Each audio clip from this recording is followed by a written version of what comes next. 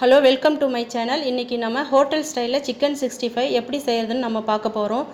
அதுக்குண்டான இன்க்ரீடியன்ஸ் எல்லாம் one by ஒன்னாக நான் காட்ட போகிறேன். நீங்கள் பார்த்துக்குங்க.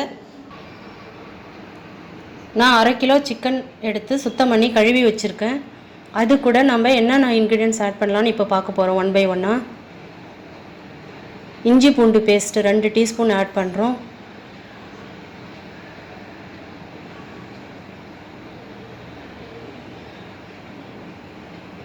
கார்ன்ஃப்ளவர் சோள மாவு அதையும் சேர்த்து ஆட் பண்ணுறோம். கடலை மாவு 2 டீஸ்பூன்.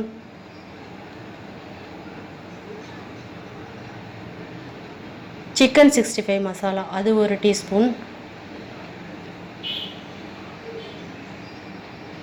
தனியாத்தூள் கொத்தமல்லி தூள் அது 1 டீஸ்பூன். தனி மிளகாய் தூள், கறி மசாலா,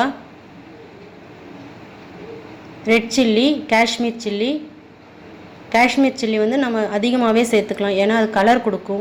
நம்ம கலரிங் ஏஜென்ட் எதுவும் ஆட் பண்ண வேணாம்.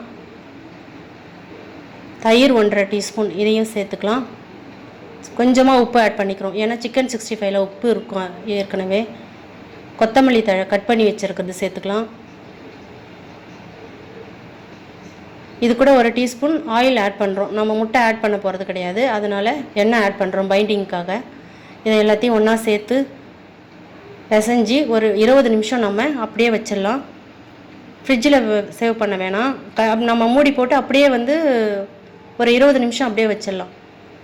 ஒரு மூடி போட்டு 20 நிமிஷம் அப்படியே வச்சிடலாம். இப்போ நம்ம ஸ்டவ்வை ஆன் பண்ணிவிட்டு எண்ணெயை விடலாம். சமையல் எண்ணெய் சேர்த்துக்கலாம்.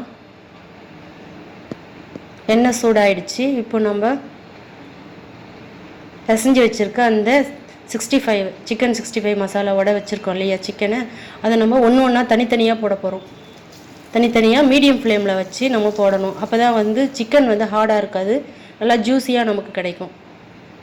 சிக்கனை வந்து அதிகமாக குக் பண்ணக்கூடாது. குக் பண்ணிங்கனாக்கா நம்ம ஹோட்டலில் சாப்பிட்ற மாதிரி நமக்கு அந்த இது கிடைக்காது. ஒன்றா போடலாம். கொஞ்சம் நேரம் வேகட்டும், அதுக்கப்புறமா திருப்பி விடலாம்.